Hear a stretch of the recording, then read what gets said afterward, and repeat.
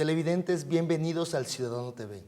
En este espacio de rendición de cuentas gubernamental nos encontramos con la doctora Betty Tola, ministra coordinadora de la política y de los gobiernos autónomos descentralizados, con quien dialogaremos sobre la gestión del gobierno nacional durante estos 6 años. Señora ministra, bienvenida al Ciudadano TV. Buenos días. Señora ministra, luego de varias décadas de inestabilidad política, en la cual incluyó un feriado bancario, la gestión presidencial de siete gobiernos, llega el gobierno nacional actual y se impone la revolución constitucional, plantear una nueva Carta Magna. ¿Qué ha significado la Carta de Montecristi para construir el nuevo Ecuador? Sin duda alguna, una de las expectativas más importantes del pueblo ecuatoriano cuando empezó el gobierno de Correa fue su compromiso por convocar a una Asamblea Nacional Constituyente, demanda de larga data de distintos sectores sociales, organizaciones y movimientos.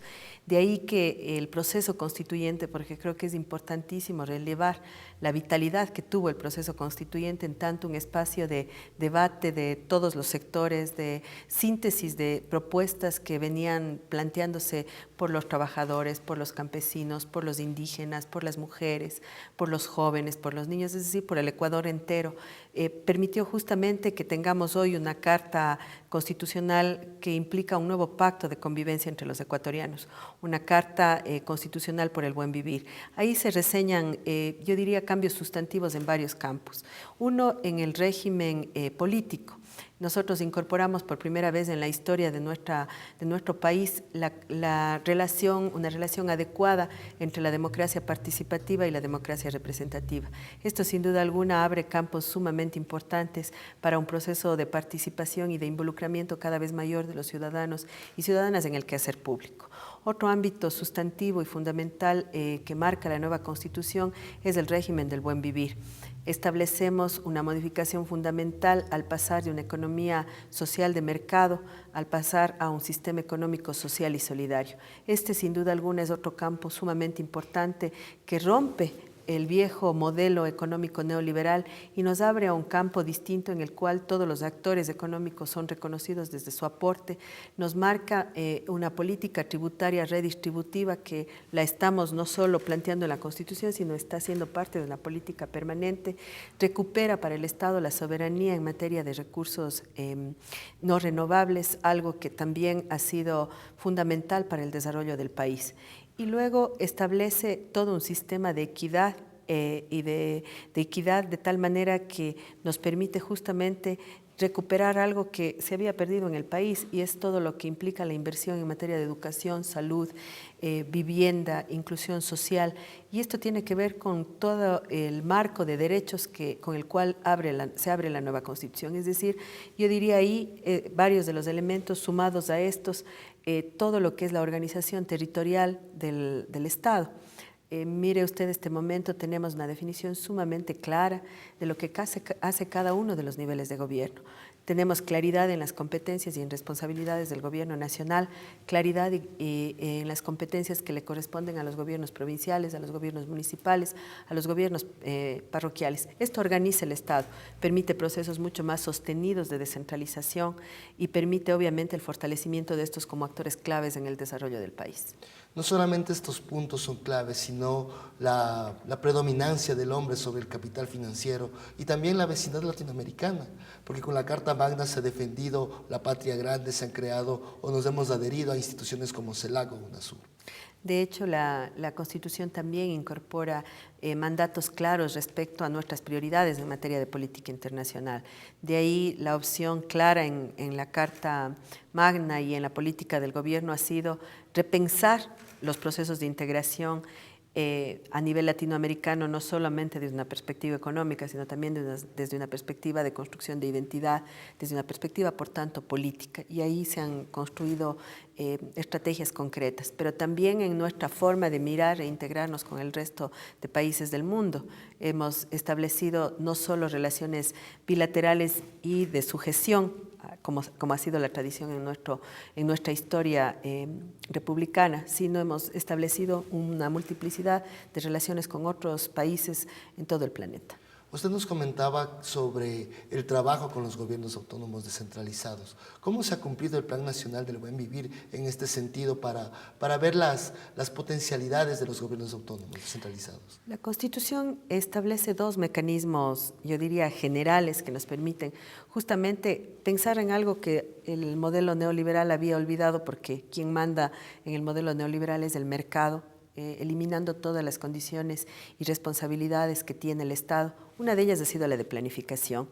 La Constitución mismo establece la generación o la creación del Sistema Nacional de Planificación participativo y descentralizado.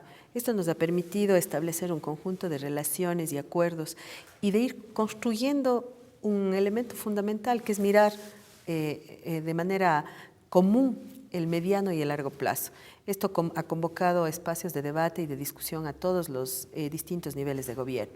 Pero también el Consejo Nacional de Competencias es otro instrumento fundamental, porque permite justamente definir y ir estableciendo la transferencia y la descentralización de competencias. Hemos avanzado de manera muy importante, por ejemplo, en la descentralización de tránsito y transporte. Se está avanzando en lo que es la competencia de riego. Es decir, vamos haciéndolo de manera ordenada. Además de estas instancias que son importantes y que están definidas también en la Carta Constitucional, nosotros ya en lo concreto hemos establecido varios mecanismos de diálogo y de relación con los gobiernos autónomos descentralizados.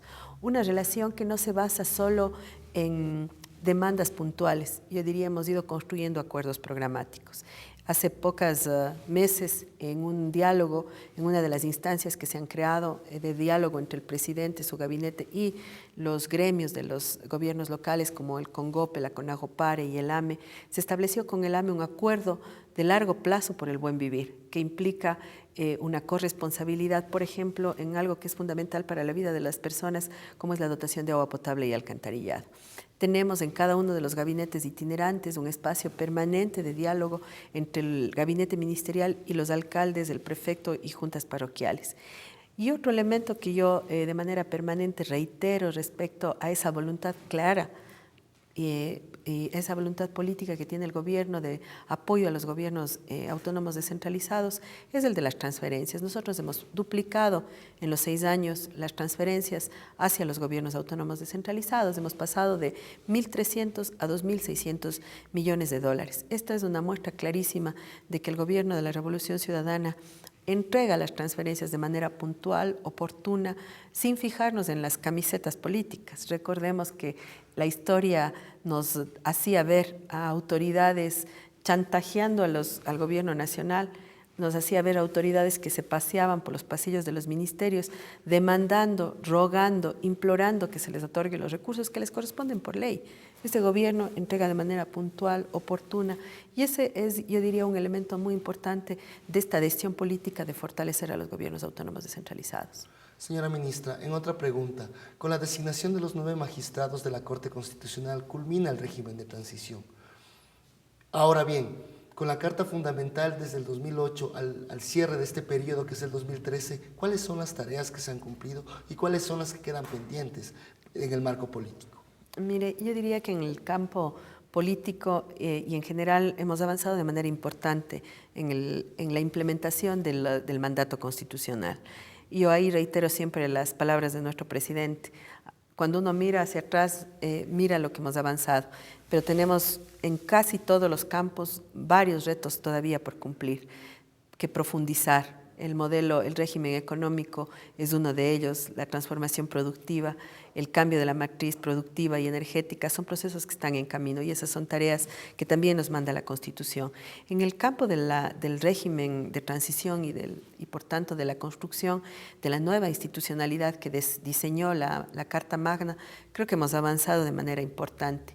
Si miramos este momento, todos los organismos, tanto de control, los organismos electorales, la Corte Constitucional, que es una de las instancias más importantes en un régimen o en un Estado constitucional de derechos, han culminado su proceso de designación. Luego de la consulta popular de mayo, tenemos también ya nombrado, de acuerdo a las definiciones que se establecieron en la consulta popular, el nuevo Consejo de la Judicatura como instancia administrativa del sector justicia. Por tanto, yo diría, hemos ido definiendo ya todo lo que implica el nuevo diseño institucional. Me parece que en este momento los retos más importantes están en ir afianzando esas instituciones, en que esas instituciones vayan logrando algo que ha sido, yo diría, un signo muy importante de nuestro gobierno, la legitimidad de su actuación frente al pueblo ecuatoriano. Y eso lo vamos a ir trabajando en el día a día.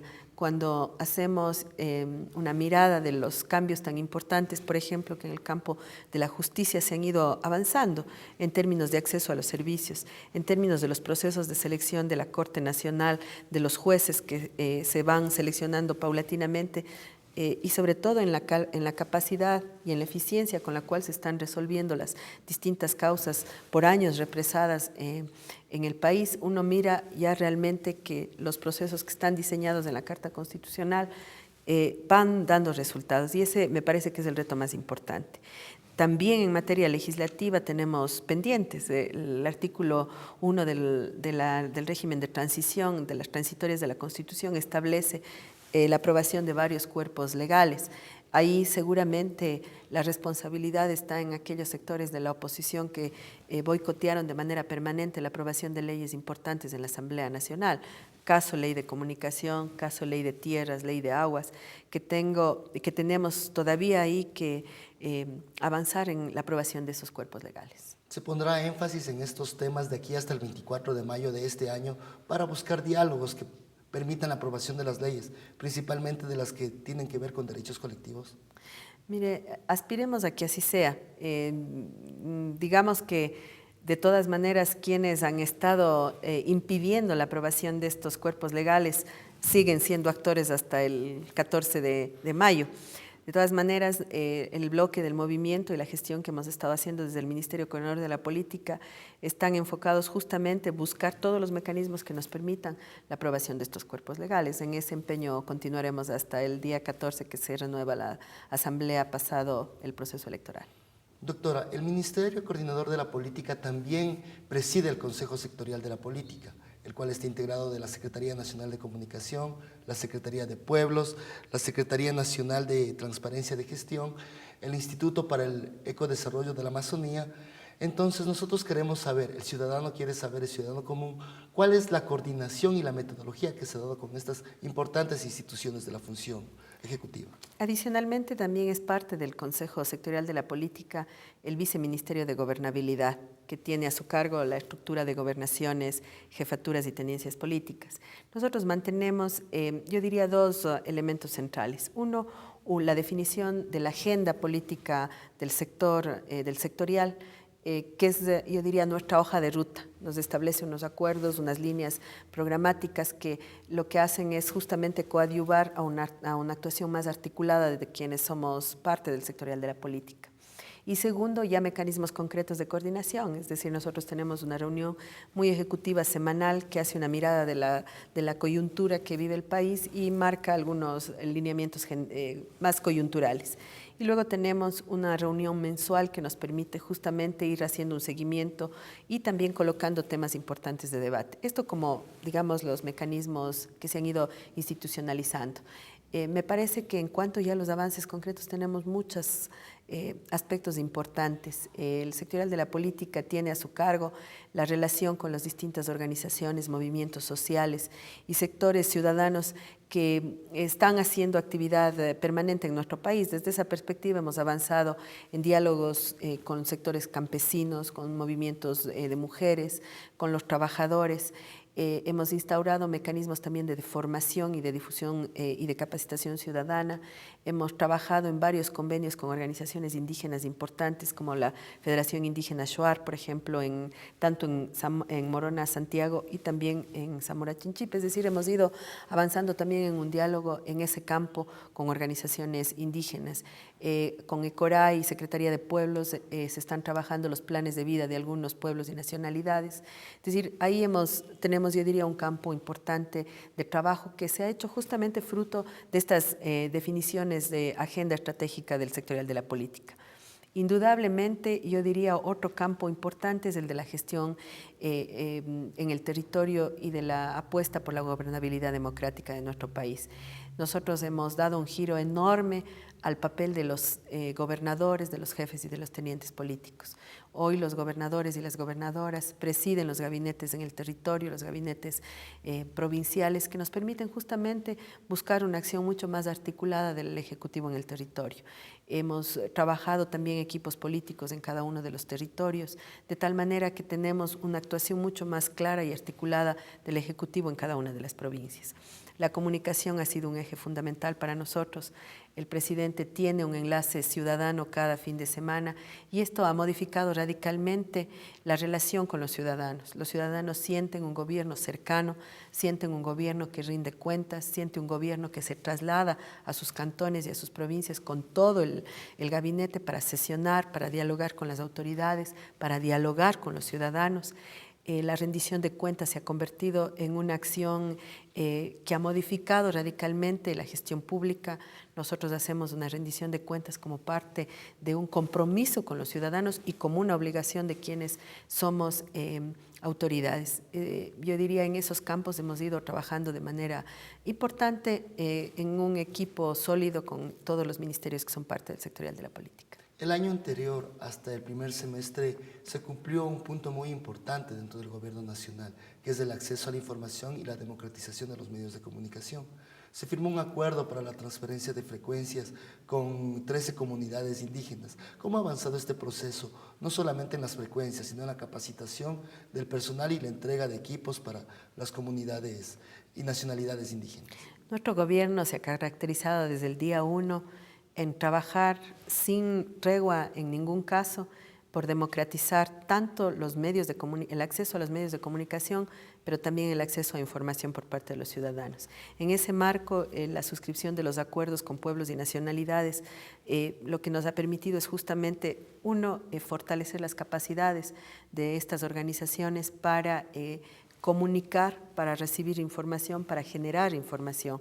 Y ese ha sido un esfuerzo conjunto entre varios de los ministerios que están en el sectorial de la política.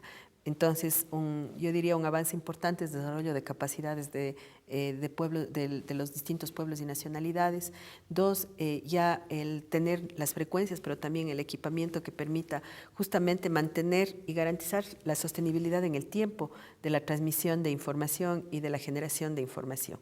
Yo diría que esos son como los elementos más importantes, coadyuvando siempre en algo que es un compromiso del Gobierno Nacional: democratizar, fortalecer los medios públicos, los medios privados y también el sector comunitario de la comunicación. Señora ministra, una última pregunta, pero muy importante y muy relevante para un segmento de nuestros televidentes. ¿Cómo se ha dado el trabajo con los jóvenes, con las mujeres, las personas que históricamente fueron invisibilizados, para que accedan a niveles de participación ciudadana y de toma de decisiones en el Estado? Qué importante ha sido para nosotros avanzar en algo que ha sido una lucha histórica de las mujeres, lograr la paridad en la representación. Desde que fue el proceso eleccionario de la Asamblea Constituyente, el mandato fue clarísimo: las listas se integran de manera paritaria. Y ese es hoy una norma en la Constitución y es hoy una norma en el Código de la Democracia. Por tanto, si hoy miramos cuánto hemos profundizado la democracia, la representación, ahí tenemos un elemento muy importante. Y no solo está en la conformación de las listas. Si usted mira, por ejemplo, la Corte Nacional, la Corte Nacional es la única en el mundo que tiene paridad entre hombres y mujeres, y de igual manera está en el resto de organismos. Es decir, yo creo que ahí hemos ido avanzando de manera significativa. Luego podemos hacer un recuento largo e importante de cuánto la agenda histórica que han planteado las mujeres está reflejándose en nuestra agenda gubernamental en materia de derechos sexuales y reproductivos, en materia de acceso a la educación, en materia de acceso a la salud en general, al trabajo, a las condiciones laborales. Mire usted lo que hemos avanzado en materia, por ejemplo, de la incorporación cada vez mayor de mujeres a la seguridad social, el hecho de haber mejorado sustantivamente el salario de las trabajadoras domésticas. Son todos hechos concretos, una política concreta que da cuenta de un acuerdo, yo diría, entre las demandas de las mujeres y nuestra agenda gubernamental. y en los jóvenes también. Es decir, y quizás de la mano, tanto en el caso del trabajo con las organizaciones y con las mujeres en general y los jóvenes, también el gobierno ha ido apoyando las distintas iniciativas que desde la sociedad civil están generándose en materia de organización de mujeres y de organización de jóvenes. Para los jóvenes el gobierno tiene todo yo diría, un conjunto de políticas dirigidas quizás en un ámbito que es fundamental y que es parte de hoy de nuestro nuevo plan de gobierno para para el periodo que esperamos empiece el 24 de mayo, que es justamente todo las políticas en materia de talento humano. Los jóvenes hoy tienen una amplia gama de oportunidades. Nuestra inversión en educación va justamente dirigida a la juventud ecuatoriana, a los niños y a los jóvenes, en materia de educación superior de la misma manera. Es decir, yo creo que ahí tenemos todo un campo muy importante de trabajo con jóvenes, de políticas culturales dirigidas hacia la juventud. Un gobierno nacional dirigido al ser humano, dirigido a la reivindicación de los sectores populares, a la recuperación de la Amazonía, a la lucha siempre por la vecindad latinoamericana. Ministra, muchísimas gracias por esta entrevista para El Ciudadano TV. Muchas gracias. Fue la doctora Betty Tola, ministra coordinadora de la Política y Gobiernos Autónomos Descentralizados, en entrevista para El Ciudadano TV.